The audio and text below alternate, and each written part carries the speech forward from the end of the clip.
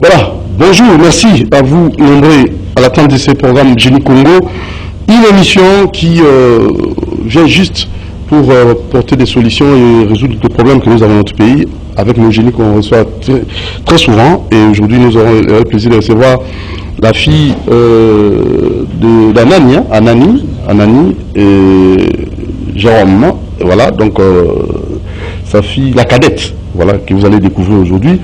Maman, bonjour. Bonjour papa journaliste. En fait, votre nom, le nom complet. Kombo nangazali Anani Marie-Jeanne. Anani Marie-Jeanne. Aka. Aka. Très bien. Donc moi Naya Anani. Papa nangazali. Papa nangazali ancien ministre de la Défense nationale. Ancien ministre de la Défense nationale. Le 30 juin. 30 juin 1960.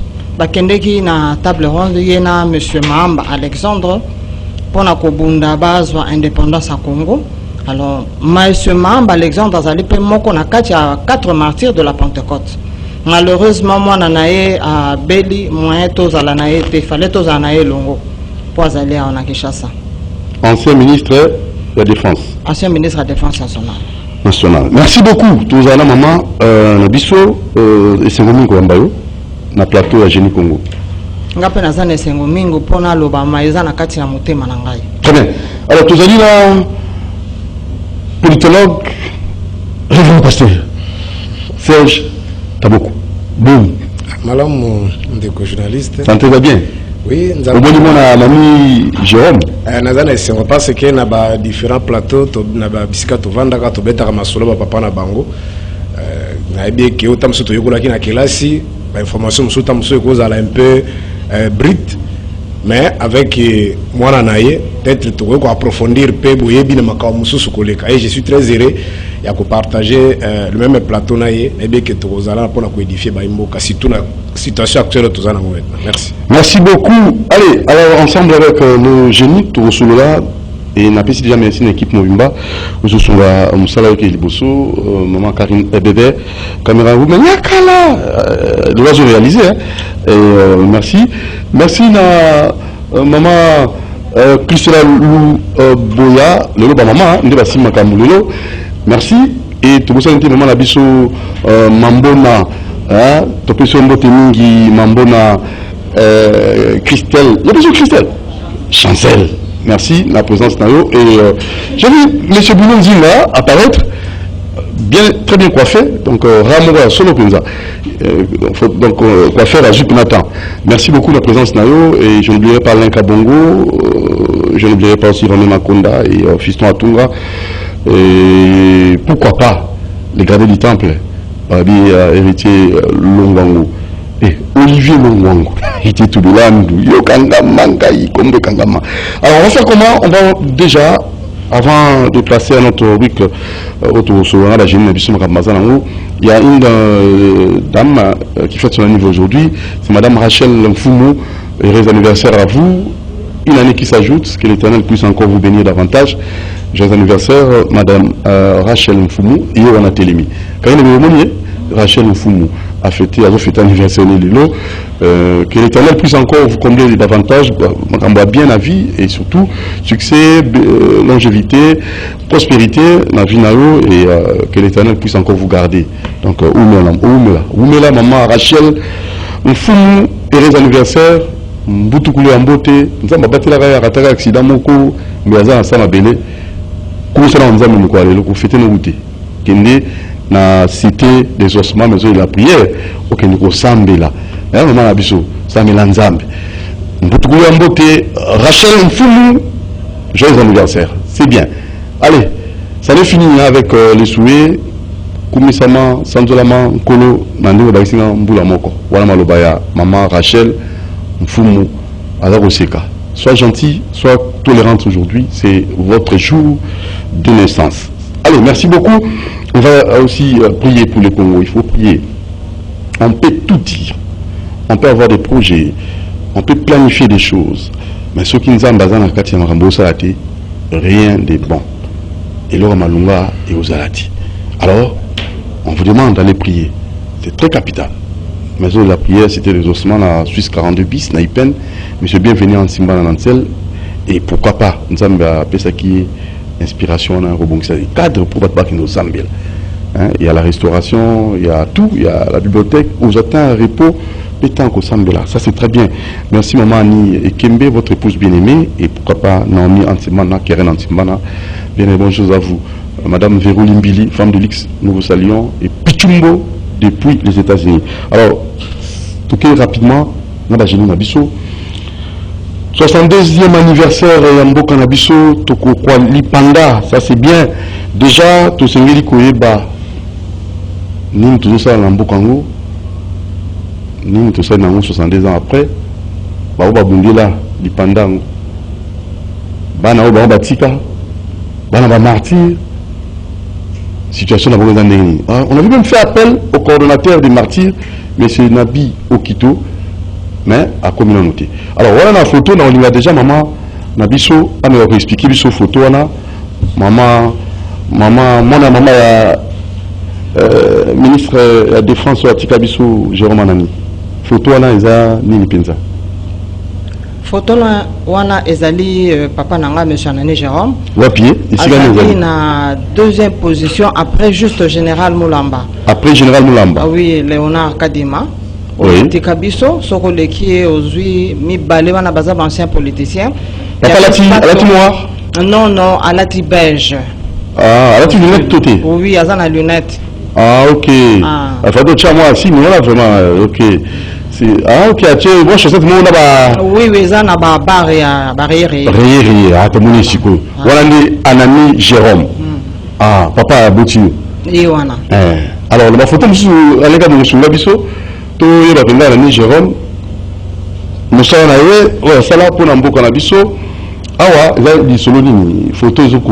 Awa za li solo juste a oti na Italie ko zwa ko sala commande ya avion militaire o ekitaka na ndolo mbala ya liboso.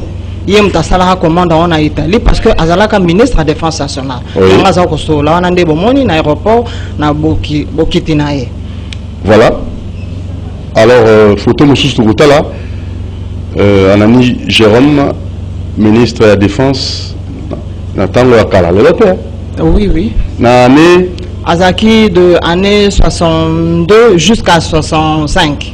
62 jusqu'à 65, hein? Oui. Anani Jérôme. À la moni coordonnateur à Martin Péaillé, M. Nabi Okito, à Kotambala Moko. Voilà, voilà la photo. Et immortalisé l'ini. Photo Ezoloba l'ini. Photo Ezoloba, tango Aouti na Italie à Zongi. Basengaki bango na kati ya parlement ba tia ba photo wana o ya bango ba portrait ya minene yango atiaki yango parce que azaki pe ka ministre te, il était aussi sénateur.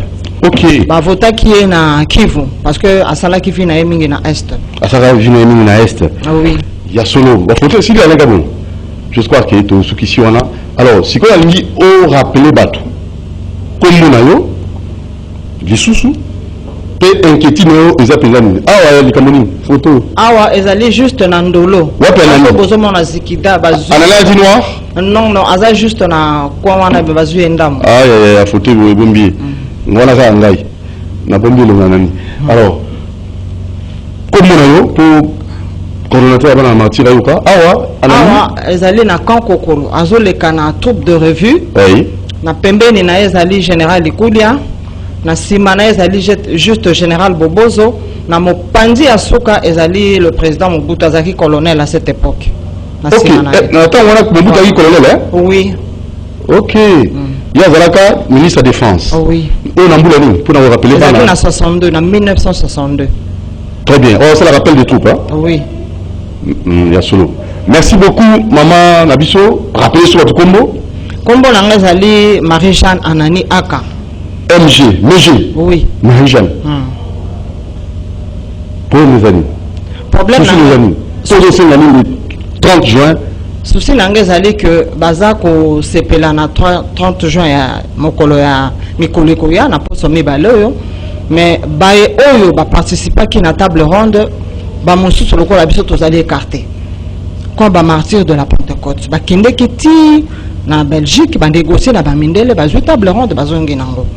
Mais ndenge nini biso ti lelo tozali négligé na libanda ya bamakambo 60e anniversaire ndenge moko 50e anniversaire oyo moto zako ko sepela ndenge moko siko tokotika toujours kanga na libanda makambo ponani basala ki musala na mboka oyo bakende ki pe bazoli biso lipanda pona nini tokoki kozala na mwa bolingo ya mokete oyo lelo tozo sambela biso nyonso moto moko atika libanda zate toza na kati ya mabondeli tobondela tosunga pe baye oyo basala ki mboka batikaki pa bana bango batala bango mais tokotika la kaka bondenge nini ezali pe mesengo te ke totika la kaka boye tozo mona bango 50e anniversaire ndenge moko babengi biso na ba photo toya na ba photo batie yango mais eloko moko ya malonga emonani te oyo tozo ke na posa mibale ndenge zokende kaka ndenge wana ti le 4 martyrs batangisaki makila na bango pona mboka oyo Congo bakufaki bazalaki malade te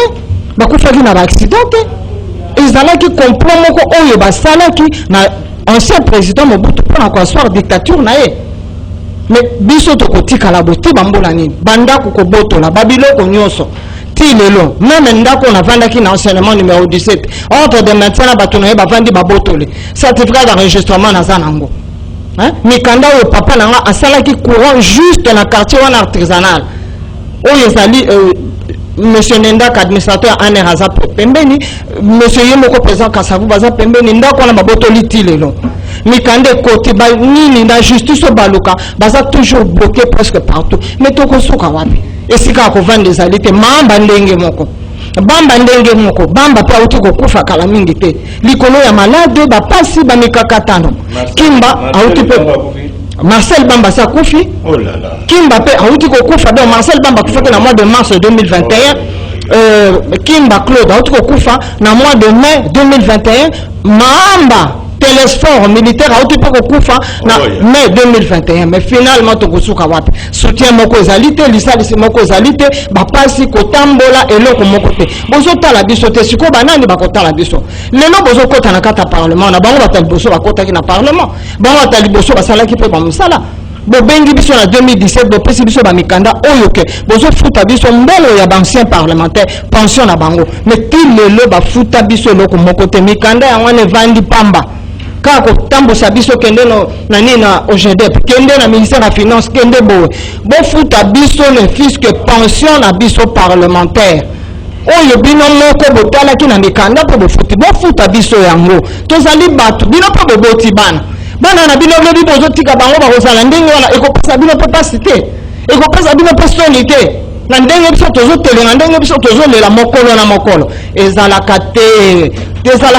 biso toza ba congolais tozali ba étranger te pona ni tozo bunda tozo wela ni biso na biso ceux qui bango la sala ki pe musala ngo te bino le bana ko za pona mona kata musala ro passage na bango quand même ezali botika biso boto konyo ko la boete mikanda na continue na ministère de justice bazo ni selanga no fisque ndako na vana ki l'enseignement de cette le côté lelo nazo vanda na bumbu mutu moko yokinga mawa kamarada muninga avandi singa na bumbu na bandako ya manzanza soki tembe ezali na avenue Kalo numéro 172 mais ça la kate na womeli na sali 9 ans na kamba likolo ani le malade paralysie ba problème akambebele papa c'est moi qui mbanga tienga na ndako 9 ans esili malade esili na zongi aw pona kotangisa quand même bana po bana kuna basi bazo akiba diplôme mais ça la kate en fin de compte et ça la kate toko kena ngoti wapi et puis besoin de reconstruire Congo lelo bolobi toza en état de droit bon la qui état de droit wana tout le monde a yango tout le monde état de droit il y a les 4 martyrs de la Pentecôte monsieur Kimba Evariste monsieur Anani Jérôme monsieur Bamba Emmanuel et monsieur Mamba Alexandre tout le monde a état de droit wana papa parce que les qui ça la raboé alors la ngé pour ça le téléphone pour la bateau ba ko sungao oui que tu vas na guerre pour la est mais oui effectivement oui non na yebi oui na yebi pe na landaki yango lobi na télévision na zana mo esengo parce que na moni ba congolais ba telemi na likambango bote ba kota na Rwanda na lobi en vraiment en tout cas soki ezalaki ata bowe vraiment bazwa makasi ndengo za ma esengo mingi alors pesa le téléphone pour na ba oyo ba ko sungayo nous allons mona ya Jérôme Anani ministre de la Défense numéro nanga ezali 081 les 4 martyrs de Pentecôte 081 99 40 369 nous sommes à l'une 081 99 40 369 Très bien. Maman Marie Jeanne. Oui. Pour je vous na koki ko remercier papa ou asa dinga kinga na mwana na malade. Oui, je remercie, c'est bon. Na yaki awa na plateau na bino esali déjà une année. Mwana belaki ya kosakana te. Na moni mo ezali te cordon na biso o azali pembe na ngana mopandi. Na kinga awa. Mwana zalaki une opération entre la vie et la mort. Koleka na ngana lekaki na chaîne oyo na remercier bino mingi. Na remercier bino mingi. Nzambe papa sa mikolo bele na papa Mbemba. Na ndenge ya asala ki chaîne pe leki mato ya bato yoki. Na remercier papa honorable Peter Kazadi na soutien na ye makasi oyo sunginga ti 2 mois et demi na hôpital na Bimaki. Na remercier maman Eugénie Bikuba da limité.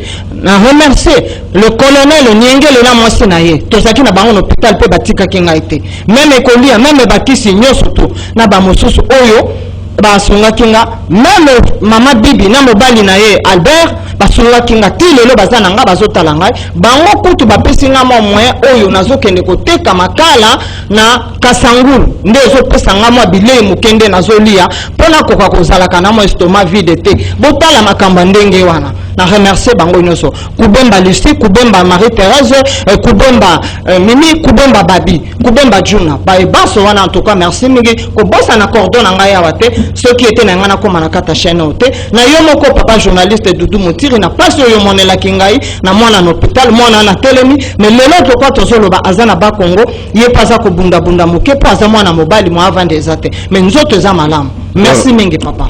Merci maman Abisso Nzambe Ayebi, on aura Peter Kazadi merci na Tongwa Kimbela Tokindaki ba montante mais au sulaki makasi pour na maman Abisso maman zo comme maboka mais propre Abisso maman mbongo to ngaka maman za clair tanga mbongo e au jimbo la o hein je vois à mes propres oui ayamba kinga ipona esengo mingi jimbo ngoki oui effectivement maman mbongo faut pas ni gapa moto mutozo ba ko pesa bato est-ce que comme la bato to yebité c'est compliqué hein mutozo la problème il y a sika jumbo problème là okay yo je la bato mbongo ko pesa bato et ko comme to yebité comme ndambu to nyoso on comprend bien là na lingi po yo moto kene ko zwanga te l'hôpital na mama yemo okumbi nga na motuka na yo tokei te epai honorable Peter Kazada zali okotisinga kuna na kati malgré azalaki na bato na yambaki biso enveloppe tango bimi apesinga na maboko yemo voilà merci mingi papa na courage na yo madame bato basenga mbongo po bazosunga bato en tout cas bo chene pini au salon parce que j'insiste oui c'est la ga bato mbongo c'est voilà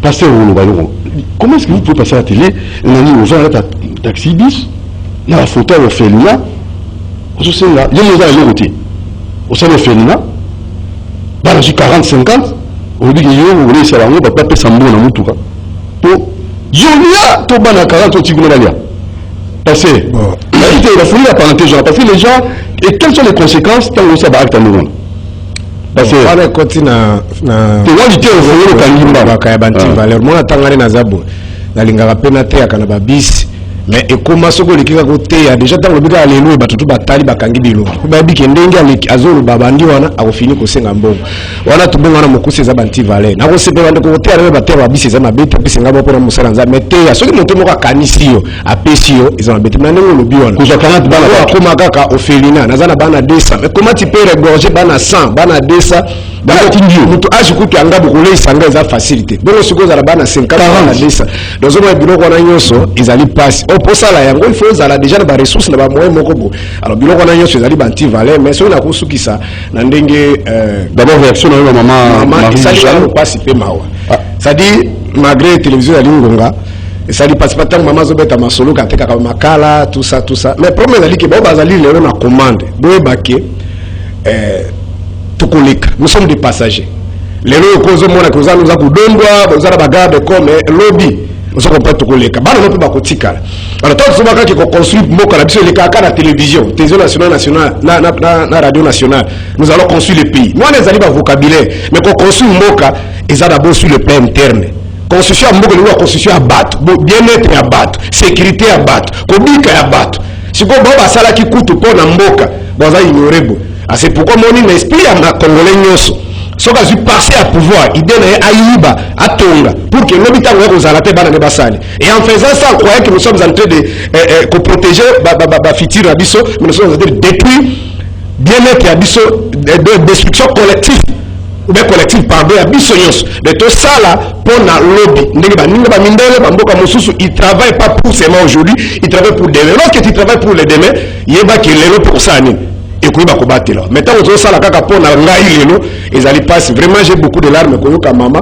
Et surtout que papa n'a pas dit que c'était un complot. C'est tout le monde qui sait ça.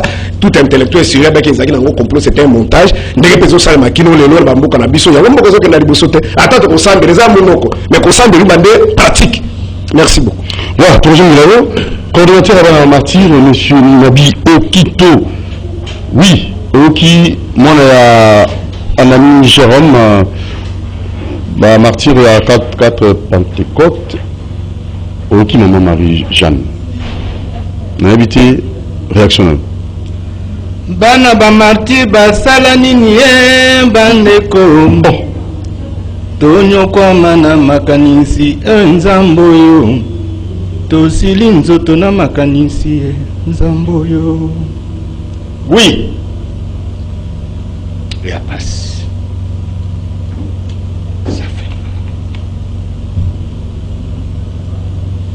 Ça fait mal.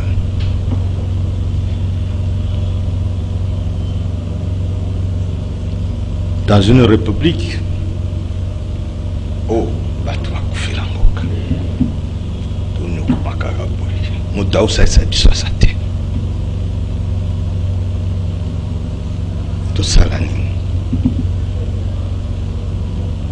To sani bandeko. Même me voir. Vous avez vu Ngambu Kisasi, le général. Kisasi na epe na ba photo nyos. Photo Ngambu Kisasi ya tout oyo nazali comme ndinga lobi naza coordinateur bana ba martyr, ce n'est pas pour rien na yende na ba badge na ngai na epe na notification na nga jour baza ko investir biso na zo, c'était conseiller à chef de l'État monsieur Cheikh Abdallah Mangala, l'hélicoptère likolo bazali kono kutia biso. Michel Lumumba ndazaki coordinateur, ngai nazalaki porte-parole. C'est que Michel Lumumba iko voyager à États-Unis, ndengai ba iko sala élection mususu ba iko tianga coordinateur ya bana ba martyr pona lobela ka bango atako lubapo ndenge tozaki na république depuis 60 ans muto alobaka likamba bana ba martyr na TV azalakati. Et j'étais là pour opesa kata moi somuke na TV po bakanisaka ke bana ba martyr basaki. Ndeko na ngai ndenga ototanga ndenga otoloba ebele ba la photo pour pas jouer pa maman abiso kalina bebena maman bon awa na ye d'abord na ba photo oyo ezali po bato ba ko lobaka la kisa tombola boy la kisa simba oyo awa nazali na France simba mo pena bien ndenge la simba po ba jouer bien tozana Lumumba na Julienne Lumumba to ya famille fabriquée. Le bon on est calé en haut, bon ça voilà. Dans Lumumba, wana zana François Lumumba. François Lumumba. Ah. Oh monsieur na moi Lumumba. Voilà moi c'est Julienne Lumumba. Julienne Lumumba. Voilà. Awa tozali ezali pona olaction. Inuke libota ekufi mingi. Oyo awa c'est l'honorable Okitapen Kene yoyo na kwe Patrice Kisase, jeune mongozo mon fils de Ngandu Kisase. Ya katikati. Ya katikati babo mai. Moi sina ina mwana nai. Bakufa. Nyoso bakufa. Oh. Oyo nazola kisabino awa ezali photo jour. Potoli lo ba mamuté to ya na TV a kokosate. Oh jour o ba consacrer biso ba investir biso comme na esika na lo ba porte-parole ya famille de martyrs. Et puis cordon national à Banabamati. On n'est pas pour rien. Au monique quelque part, awa, c'est Botala bien, Oyoza Michel Lumumba. Botala ici, on a dit Moussapi bien. Kobujete, voilà Michel Lumumba. Voilà avant nous. Ah, Michel Lumumba, Oyoza en États-Unis actuellement. Le fils est né à Patrice Emery Lumumba. Banabamati. Vous avez dit Banabamati? Na famille. Ma famille, combien de familles? Na ba famille, Totangi, 3 de Lumumba. Total, 8 la moto, le cordon.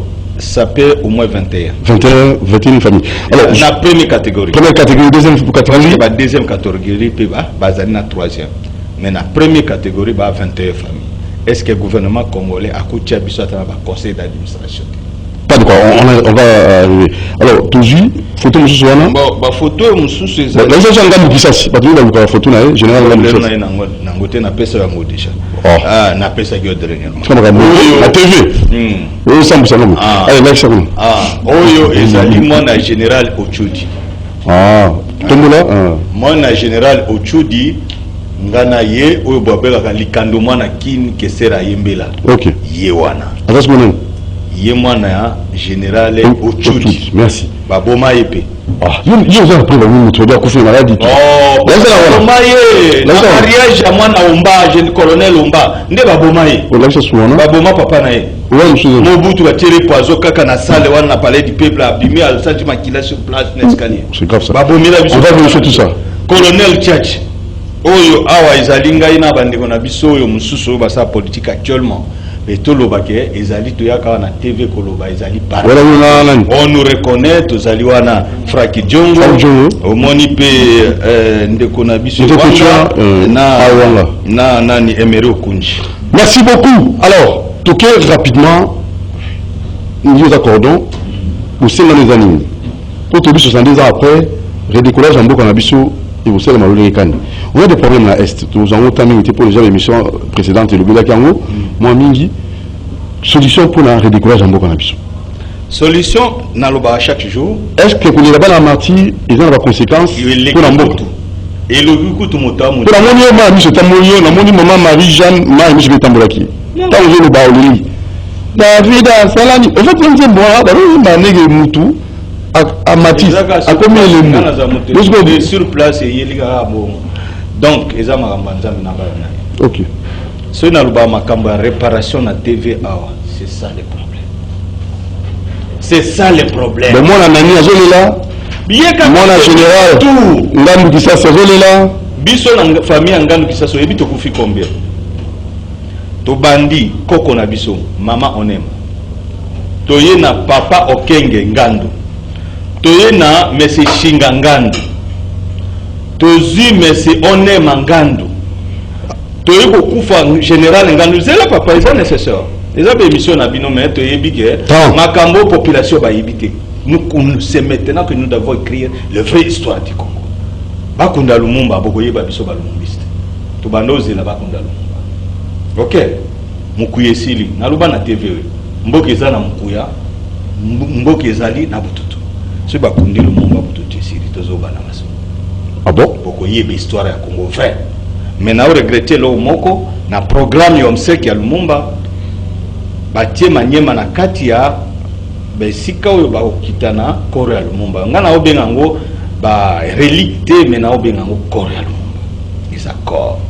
Alors Manyema ezali place où Lumumba c'est la première meeting populaire na place babengi hôpital ya 00 na Kindu. Place où on ezaka monument ya Kindu sika basa ba défilé. Premier meeting na ye abana tokolote pa ya papa Pius Olenga, papa ya général Olenga Nicolas. Et sika na yende général Ngandu Kisasa Akoli, général Olenga François Kitenge actuellement à la maison militaire à Kolinda Kumoko bimisi 3 généraux. Et Moutuna Moutou a marqué l'histoire na Tamaye. Nous ne sommes pas une petite famille. Tu es une politique quoi paraît traité. Ou bien toi bah paraît c'était. Nous sommes les chemins, les sources de la politique à Congo. Ndena lobajou mon émission à Congo central. Ezali capitale spirituelle. Katanga capitale économique. Sankoro c'est capitale politique. Merci. Topé monsieur Namouké. Politologue. On dit bana ba martyr. N'habite réactionnel. Bon, quoi que bango problème ezali ka keto donc samboka na biso mais problème ezali bo sengeto retenir bo. Depuis makamba ba tozoki indépendance mboka tamboleka na nyamu. Coup d'état salini au début là bato bakokai ko aider Mobutu asala coup d'état nae basungaki paye akoka ko zongisa mboka na kimia asala babengaki unité nationale mais pas yaki et ni sikanene pas yaki parce que bao balingaki Mobutu to akamba bao batizaki politique tout le monde qui a mingi pour bande konso ba anglais, c'est-à-dire une politique qui a une minorité bazali ko dominer une majorité, et ça continue ici, ça continue jusqu'aujourd'hui. Si on a les politiques à pays beleza qui dominé par les anglais, c'est comme ça, mais on a fait d'ici donc mon une minorité bazo dominer nini mi au moins bato bazana légitimité te ne bazo sani bazali ko diriger. Alors na ba condition ça permet que na ba colon ça permet la multinationale ba exploiter mutuana, ba exploiter mboka wana, ba exploiter kitamboka na au détriment de la majorité. Alors ba stratégie na la mise en place na ba condition modèle wana ezalaka mingi ba répression, ezalaka mingi ba arrestation, ezalaka mingi ça dit ba intolérance, ba kolinga faire contradiction. Au moins même les Anglais qui sont allés à Chine, c'était les mêmes stratégies. Alors souci na biso lokola ngai personnellement na bandaki ko kanisa surtout tango makambo esalemaki bakuru to biso bakendaki na Genève bakongolo bazolanda biso omoni moko bapanzala ki pise mboka tozwa kaka depuis Mobutu amekai ko bandisa kine ya mboka mais pas ce qui koyaki dans les années 70 likanisi ya ko conserver pouvoir yaki tango likanisi ya ko conserver pouvoir yaki na système moko ya oligarchie, c'est-à-dire groupe moko ya bato oligarchie peut l'hypothèse mais groupe moko ya bato nde ba kangi pouvoir alors ba verrouiller système. C'est-à-dire que si on a un carte système, on a un faut ça. On a soto kota n'imper soto ça la jalelo. C'est-à-dire que si on a une contradiction, on va t'écraser. Le système on va sans tenir compte, il y a que protéger intérêt général. C'est-à-dire comment ça armée, comment ça la police, comment ça service de sécurité. Bien sûr, on va dire que c'est un bout de dire là, armée qui puissante ainsi de suite. Mais si on a une image de sous. Et que m'avait fait un régime à Mobutu Sade Bade Nolans, on montre que même un militaire déjà bandé pour décrier Makambo, il y a même un documentaire au James Kabaré Bazolo Banana 94, tant qu'on va salir génocide au Bazo contre la Mboka Nabiso, bandé pour infiltrer ma service, ils se sont rendus compte que au Congo, à l'époque, il y avait plus l'armée. Pour la nuit, parce que le système économique en Mboka, ils allaient déjà Kobeba. La politique ne peut pas marcher sans l'économie. Alors, tant qu'on va ça la oligarchie, ça dit qu'on doit quitter Mboka. Je suis en Mboka, il y a jouissance, je suis tikali ya symbolique, c'est-à-dire il y a ma fête, il y a koyemba, il y a kobina, donc on est le ba pays sur Afrique, bazali ko tchola biso abiki na Congo et loko bango to ko za na Congo za ka musique na ko sambela.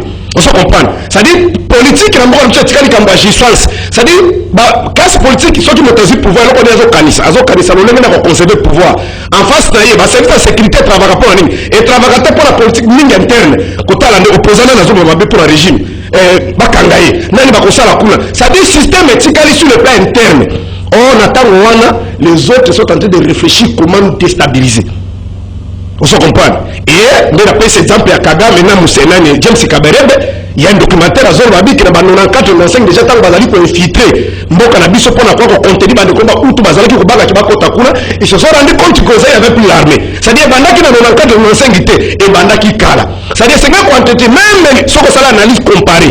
On remonte que tous les grands dictateurs dans le monde pour avoir sa dictature qui armée la police de service de sécurité parce qu'il y a des alliés sauf que fondation même il y a pouvoir politique mais pas la biso va passer ma camona mu Congo et comme on a surtout civil lelo je l'ai toujours dit dans le bar plateau na yo moi je ne condamnerai jamais Kagame je ne condamnerai jamais Museveni et les autres ils sont dans leur droit et dans le cola un carnivore un ferlin azali na besoin aller antilope mais yozo va bien antilope na saini azala bana na yo kelema soki carnivore ayokeli antilope mawana bana na ye a carnivore osani yena bana ba osani ba kokufa mais lorsque Kagame se rend compte que au Congo là-bas en face et Museveni et les autres il y a des matières premières mais apparemment ces gens sont distraits lui de son côté il va faire l'effort pas ça à piller Congo mais là piller le Congo qu'est-ce qu'il va faire il faut déstabiliser parce qu'il y a des autochtones qui sont là bakolinga teke bamona batomba ko copier bakosani il faut déstabiliser ndio mwana lokufa kuna mingi ba villageois ba batabilanga baso sobo moni makambo zo sale mana ba tuerie na est otali ba film ba image ya 94 ce sont les mêmes méthodes bakata ba machete ana mutu ao mais c'est la même politique alors et pas si dans les kanini politique la solution sur le plan interne comme la solution mais pas comme la solution sur le plan interne bango ni ba pote batala libanda pour ko gérer mboka d'abord comme na kati pe libanda c'est dire qu'on a cohésion na kati mais on zalaka on a divisé on a divisé ma élection on a makamba seni na minute tu vas kutu na guerre ba invalider les sous-sols de député. Je ne peux pas encourager que mon toisin député qui n'a pas ça, je ne peux pas soutenir. Mais dans le moment où toisin a besoin qu'il y a d'abord sur le plan interne. Et quand vous créez des histoires, des choses, parce que tout ça c'est des calculs politiques. Maintenant, il y a des adversaires de l'autre côté. Votre gouvernement, si le plan interne, l'homme n'a pas perception ma casse, il y a l'Iboso, et ils ont des élections crédibles. Pour avoir des élections, mon bout, on est à la Yemoko, carton vert, carton rouge, ce qui est carton rouge, ça dit, mais l'élection, vous tenez c'est en France, ça va agiter, ça va tenir c'est en Zambie. Ce sont aussi des êtres humains. Tout ça, l'élection, on est pendant deuxième, à féliciter premier. Mais là, pour l'Iboso, départ, il y a développement à Kobo Bandawana. Mais lorsque sur le plan interne, et après l'élection, il y aura toujours des troubles. Qu'est-ce qui se passe? Ils vont chercher maintenant, comité international, lobby des États-Unis, on sort l'argent. Pour l'Américain va soutenir Bissot, la France va soutenir Bissot, Inter va soutenir Bissot pour conserver le pouvoir. Alors, lorsque nous serons toujours déstabilisés sur le plan interne, tenez qu'on n'aura pas la force. Donc, on s'en va marche, donc on prier, on dit même le général rwandais, on a l'encore sur la Bissot. A dit qu'au Congo, là-bas, ce qu'il reste, c'est seulement de prier. D'abord, je suis sûr et certain que Dieu est éternel, les Dieu ne se met pas les prier. Ancien vice-président à Kenya, le Congo, c'est un pays laitier, où tu peux aller aux îles Solingi. Pour nous, imaginez tout ça de guerre, les alliés. Mais on va préparer le conseil le 30 juin. Papa. Et c'est ça le Mawap. Et ça le Mawap. Et ça, c'est même le premier star du monde, il y a ceux qui pop, Michael Jackson, et Michael Jackson. Avant de faire un conseil Nicolas, on va conseiller les gens, chaque jour, ceux qui n'ont Sébastien, chaque jour, ceux qui n'ont Nini. Bon, musique, on va faire un peu de et c'est là qu'il me mange réjouissance. Ça dit, ceux qui ont la salle, comment on attend le matin, on attend le matin, on se musique pour le monde de vie. Chaque jour, tu as la musique. C'est quoi cette histoire? Et les autres, les Anglais, c'est tout type politique. Les Anglais ont fait ça en Chine. Ils ont fait ça partout. On vous laisse la musique, on vous laisse le Makambabasi, et ils sont en train de vous détruire, de vous exploiter. Vous comprenez? Donc, on est d'abord dans le cas où étalé dans mot. Même quand on est dans Zaliwana, ce qu'on a dit qu'on vit dans l'Olendo, parce qu'ils savent que sur le plan interne, là, ils ont payé. Or, comme on a dit Félix, on a président de la République, il a d'abord la possession là. Il a main-d'œuvre en termes de ressources humaines. Imaginez combien par défaut les enfants de Rari, pardon. Bazana Kinshasa dans toutes les provinces. On a comment recruter à dit que 100 $, pour sa formation. Nous sommes un peuple plus de 100 millions d'habitants. Mais nous tremblons devant Batou 12 millions. Papa, pour même les députés, pas citer les noms. On n'a pas, même les malins, on n'a pas ces mots. On n'a pas de matériel, tout ça nous savons. Mais Palestine, le pôle Israël était. Mais puis on les a rencontrés au 17 degrés. C'est-à-dire que parce que le peuple a sali derrière l'autorité palestinienne. Tu peux envahir le monde qui marche sur le est c'est nous pouvons envahir le monde. Pour moi, je termine par la solution. Pour moi, la solution, c'est de pas au PESA. Oh, ce qui te passe à la Burundi, tout ça, n'est pas la solution. On a finalité pour la Kagame pour président. Parce qu'il ne va pas accepter que Félix est président. Il y en a pour président. Ça, c'est pas une solution. Solution, c'est sur le plan interne. C'est-à-dire, on va qu'il y a élection en 2018, on va qu'il y parce qu'il y a un peuple aussi derrière lui. À Bengi, on va faire des sikours dans quelques années. Et les années m'accordent l'élection. On se repasse sur là. Bon, on va commencer comme ça. Bon, on va faire ça. Bassango, régime de Kaboli, on va confesser le geste. On se reprend. On s'en ici bateau. Papa, tu comme un peuple né. Même si on n'a pas de moyens. Président lobby. Même à jour militaire à l'Omoli, la population va protéger. On ne peut pas tomber devant Kagame. Stratégie du Bakosala, on va Kenya, donc il va intégrer parce que démarche à Kagame, les alliés, solution de Makambo, les Kaka, bâti qu'elle est partie à Est, à Espoatakango. On continue qu'elle a une qui va la population. Parce que dans ton va saluer, on va péter comme un délai, on va la bango, on va tout le monde saluer. En contrepartie, on va Makabango. C'est pourquoi on dit les autres silatés. Donc, guerre au résultat, Zali. Il faut sur le plan international. Unité nationale. On va faire face. Le cas contraire, ma stratégie, on va dire que on va dialogue, on va négociation. Kagame est en train de se sécher. En face, il n'y a rien. Mais il y a quelque chose. Il y a un casque que vous voulez gagner. Alors, rapidement. Cordon. Navi Okito. Merci mingi ndeko tolandi ndeko nanga lobi biloko moka mutu ya makasi. Parmi les solutions. Oui.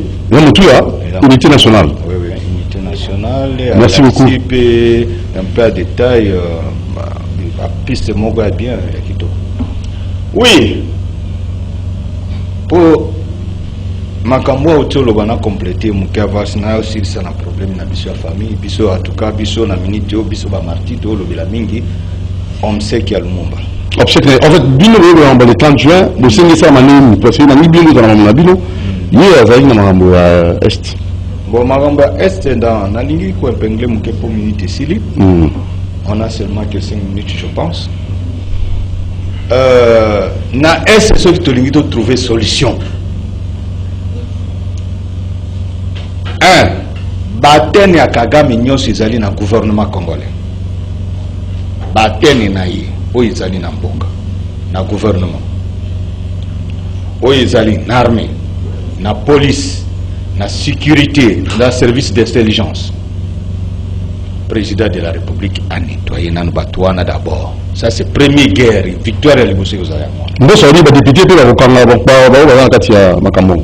Na lobby oyo nyonso a infiltré à kota pour la loi ya 1958 ba lobby boy. Bino ba réfugié rwandais. Boye na Congo c'est la titre de refuge, terre d'asile. Boko ta na politique te na armée te na police te. Basani. Batosi. Kasi lelo loi ya 1958 eza aboli te. Ba comme na police, ba comme na armée, ba comme partout. Neni tina Sénat bazali. Et là où liboso to ko sala maintenant. Poto longola ba d'abord ko isa ba tene ya Kagame nyonso pesa kaye formation ya Kinshasa chaque jour. Ba ministre nyonso bazali ba rwandais na gouvernement ekwelungana. Ba nyonso ba na service intelligence ba lungana. Oye benga mi ba institution na biso. Tolobité awane na oloba ke toza contre le peuple rwandais. Parce qu'il faut faire la différence des choses entre le peuple Hutu du Rwanda qui sont les pro-Congo qu'on appelle les Bantous. Les peuples Bantous du Burundi, qu'on appelle les Bahutu, sont les pro-Congo. Comme exemple, Tango Ntusi, Pierre Bouye Yazaki, président, na Burundi, vous avez vu comment le Burundi attaquait l'Uvira, le sud Kivu. Ok?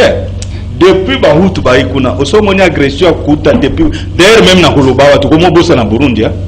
Vous comprenez? Parce qu'un président Hutu est là depuis Kourouzinzaya. Oyo, aïe déjà, Zeyman. Avez-vous vu des attaques à partir du Burundi? Parce que ce sont les pro-Congo. Parce que tout ça, la distinction na bilokwana. Alors, tu vois au Boma, na bawe bazali pour Bisso.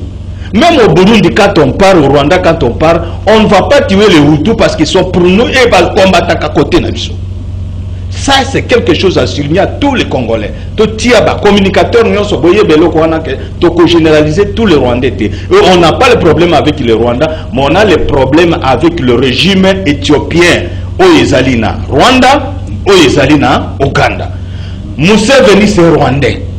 Na yebisa bino preuve le lobomoni. Tant que l'on a TV, tous ont connaissance. Toza éclairé, tozali awa na TV au lieu na zo mambo munanga na ke node na chéri nanga quelque part to mela ta mama. Bazana ba problème sérieux. Tu n'as pas sérieux nini. Be ba to mususu to ba jeune biso nyonso. Mo bela na na ba problème. Toga nanu, to na ko bendani na moi chéri na yo. Tikama ga moi zo mi sacrifier pendant des années na mama koki na yo lobi na ki ko partager na bande kona ba Congo. Alors la solution ezali 1. Na koki. Kolongola courageux. Kolongola d'abord. C'est une vérité. On ne vient pas dans nos pesangata. Kokaniste na émission. Alors on s'est dit là. Sur le peuple. Écoute, toyaka wapona, toyaka tomi préparaka. Oh voilà. Ça veut dire ceci. Bande konanga. Tolongola ba normalement na ba zone opérationnelle. Le nord-sud Kivu Ituri, Kolongola d'abord MONUSCO. Ça c'est 1. Représentante, il y a MONUSCO, il a dit quoi? Elle a dit les hélicoptères, il y a MONUSCO va intervenir à cas d'attaque. Où est ces hélicoptères? C'est tout récent qu'il a fait, tout est récent qu'il a fait cette déclaration. ba hélicoptère ya MONUSCO ezaba. Est-ce que vous ne comprenez pas quelque chose? Les représentants ya MONUSCO à l'obili sous qu'on n'a pas de preuves matérielles. Bah, mitu à bateau, bazo kataka batie 50 mitu, 100 mitu, 20 mitu. Pour lui, ce ne sont pas des preuves matérielles. Cette dame, d'ailleurs au Congo, on va pas s'en charger avec qui? C'est MONUSCO au Congo. Elle dit que non, le Congo, il n'y a pas de preuves matérielles. Est-ce réel? Où est-elle? Makamunyo, c'est sur le canal. Est-ce wana? Bazo monate. Na zone opérationnelle Ituri, gouvernement na biso. Biso nde ba peuple ngai nazo mema mikumba milimo ya ba martyr nyoso banda zingakufu na bunda na milimo ya ba koko comme état coordinateur national. J'ai un mot à dire dans ce pays. Président de la République oloba ke mboka na biso le peuple d'abord biso peuple tolobi boyi exclusion ya MONUSCO na zone opérationnelle nyoso. Deux, pour finir. Deux, ba martyr ba plutôt basoda nyoso bazali originaire ya nord sud Kivu n'opération de guerre bazalate. Pourquoi? Sont des traîtres. Trois. Tozo senga guerre totale contre le Rwanda. Déjà. Guerre totale contre le Rwanda. Pourquoi? C'est pour finir avec le régime Tutsi au Rwanda et Burundi, et c'est par là qu'on aura la paix à l'Est et en Afrique centrale. Merci beaucoup. Alors, Tosengi eloko asukawa biloko mibale bana ba martyr babengi balobi boy chef de famille na biso ya bana ba martyr ya nini alobi boy ya famille nganu kisase alobi tondi mamaye au gouvernement si ko arrêter. Ça veut dire les hommes secs oyo ko salema et sikatu ba olinga bakunda lumumba bosa l'opposition te tondi mi to bengi bana ba martyr nyonso to kitisa to peser to bomamoto bana martyr tout. Et loko bango pe basengi bana ba martyr et pas président de la République. Ni nango to sala. Voir même les chefs de file na biso Lumumba balingi ba kundaye biso tozan invitation te. Toko kota wapi toko fanda wapi sans invitation. Donc vous avez une invitation. To sengi invitation ne uniforme na biso ya bana ba martyr. Jour wana to yebi place toko fanda. Ngai nazali awa bakobenga ngai tokoluka bilamba rapidement mutu na mutu autonga na ndenge na ye Maman Marie-Jeanne Anani azui lamba. Voilà, famille Kimba, deux personnes dans chaque famille. OK. Pour que tokende kokunda Patrice Emery Lumumba na aéroport tozala wana jour bazo kende na ye na Sankuru biso tozali na délégation P ba représenter ba famille des martyrs ba accompagner corps papier si kokotama gouvernement biso ekokufana loko te bandeko na ebité soki bazola ngo ya ba 33 oyo pité so to koti kuna to kendo sur oxygène na ebité hein je le côté 6 oxygène to bi au moins bazola moi mineno ya ba 33 et ben na mo pepe mingi peut-être que kendo sur oxygène na kati kuna na ebité faut bazola ngo ba mambona ngo ba kangina bébé na ebité so ba bangela kani. Alors, merci. Numéro de téléphone, numéro de téléphone 09 97 55 49 51. Pesa ma lembe, le pesi pena. 09 na boya ko pesa me pona bana ba martyr. Na pesi que protocole d'état société civile, chef de l'état, maison civile. Vous êtes coordonnateur bana martyr. Maison civile, on a ni protocole d'état. Benga biso nazo kende kuna même le lundi nazali nazo benga bana martyr une délégation to qui na protocole d'état. Allez, numéro pas pesa biso na auto pesa numéro c'est 09 97 55 49 51 na WhatsApp c'est le même numéro. Ah, vous appelez WhatsApp la tine au régisseur attends je bonjour hein. Bon, merci donc minga oloba ya mwana donc famille nyonso balobi tondima oyo gouvernement ici ko arrêté tondi manan bom seki wana makambo tuni mutuna to ko beta un concert le 30 juin le 30 juin et sonego vous avez téléphone à mon général Ngandou Kisasi coordonnateur bana martyr Nabi Okito le ligo son raté au bon chango loba alors ne balobi concert beta le 30 juin concert ils a qui préparé avant tout événement et après guerre et après événement et après. Alors, ce n'est pas un mauvais. Namatanga nyoso musique betama. Ok. ce n'est pas mauvais. Parce que même faire souffrir les musiciens et les combattants inutilement, les musiciens Zalinde Moutaye, Matanga, Ninga, Otaoloba, Nabasi. Est-ce que vous avez une série il y a le temps de jeûner? Non, on m'a dit réconciliation à Wingé. Et réconcilier. Et l'exemple à suivre. Même idée dans le baki, unité à famille des martyrs d'abord. Unité à artistes. Unité à artistes. Pas politicien. Unité à famille Lumumba. Na bisoba Lumumbiste na ba Lumumbiste. To sangana. To moko na chef de l'État to soutenir yé comme ça to kende o liboso. Pas de problème. Merci beaucoup. Nabi Elimine comment on déconne Marie-Jeanne Anani awa. Ezali par exemple bilemboke na ibsa bino ba mati ba mususu afanda pembeni ya rivière Kalamba futa kama studio à $30 na kwa manzanza o prendre makambango boko prendre makambango na na plateau yokolo ba pamba donc vous souffrir to souffrir. Alors, président de la République Maman Denise maman est-ce que kokota makambo ya bana martyr.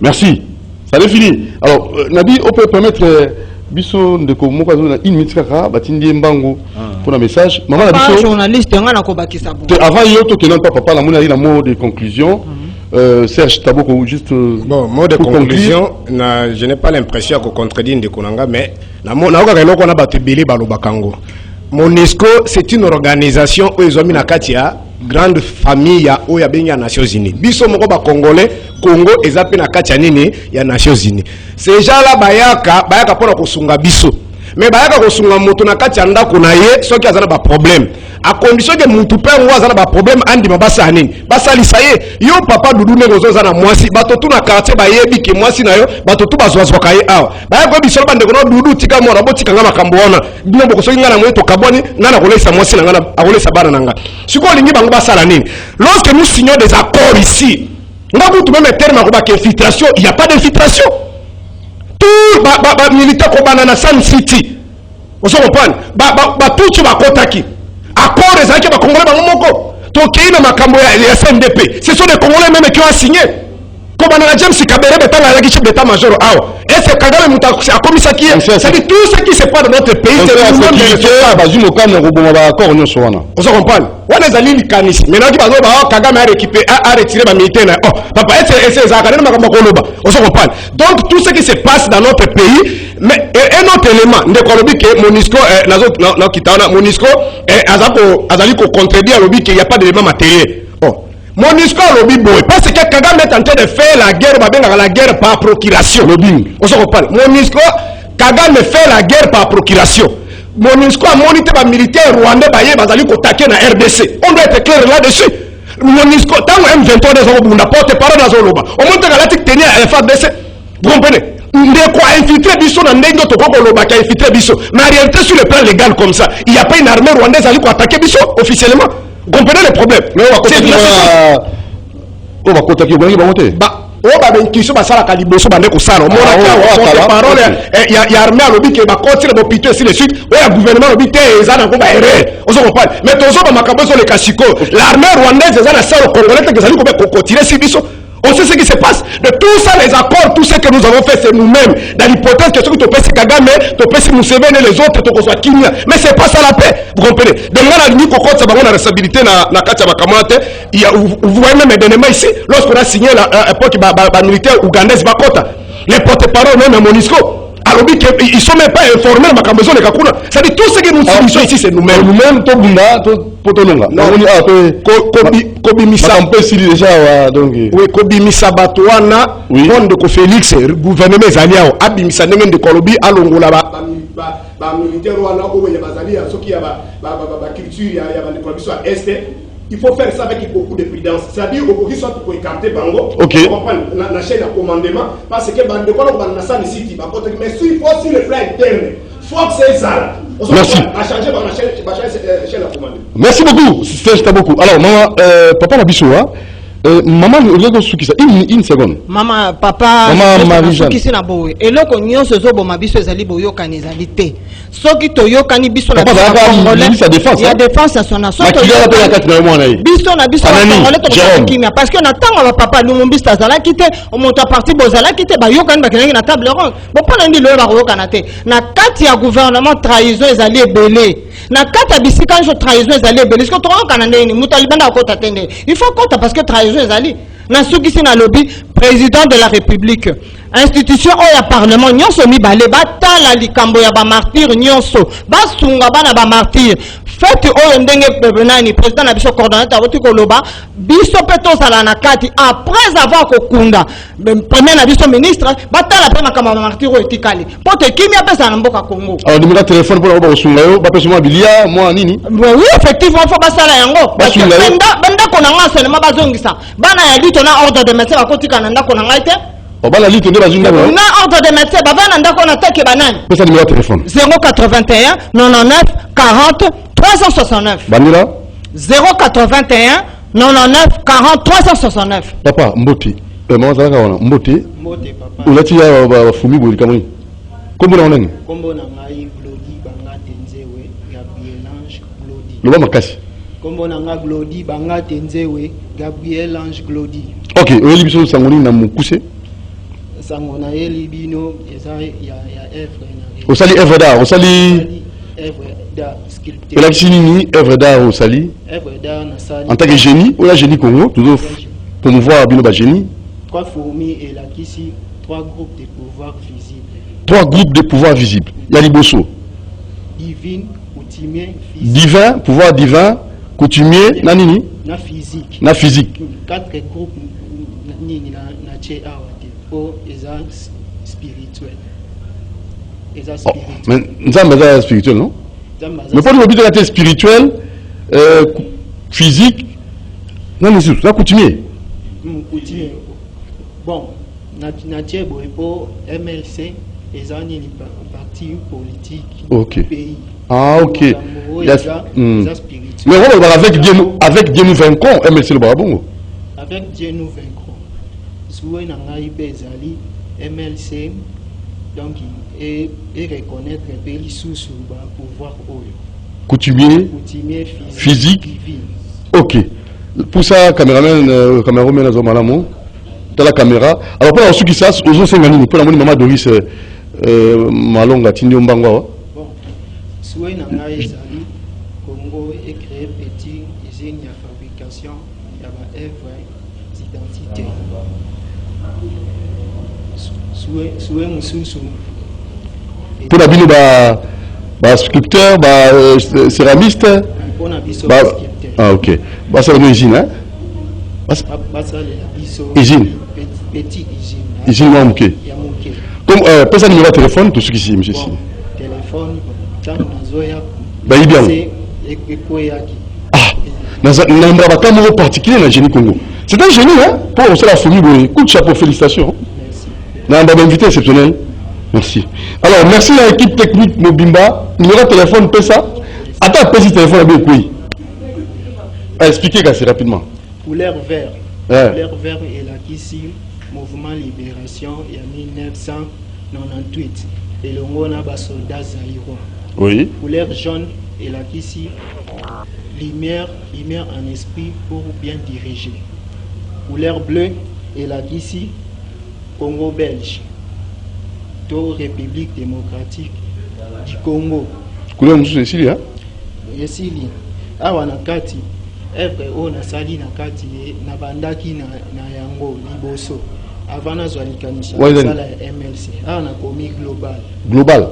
Ndini? Glody Bangate Libération. Ah donc mutako pese lamba osali yebo. Te oyo ngai moko ngamoko kombo na Glody. Merci. Glody Bangate Libération. Na bandaki na. Et la griffe non sali. Fongola bamonango kofunga yamba te la isa ba bouton voilà Glody kota poche na moni comme global. Ah OK global. Allez courage hein leki bunda.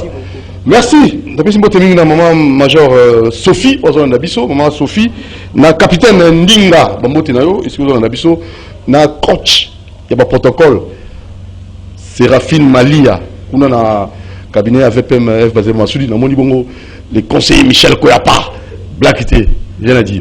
Allez, tout le monde vous aime beaucoup. Ciao, portez-vous bien.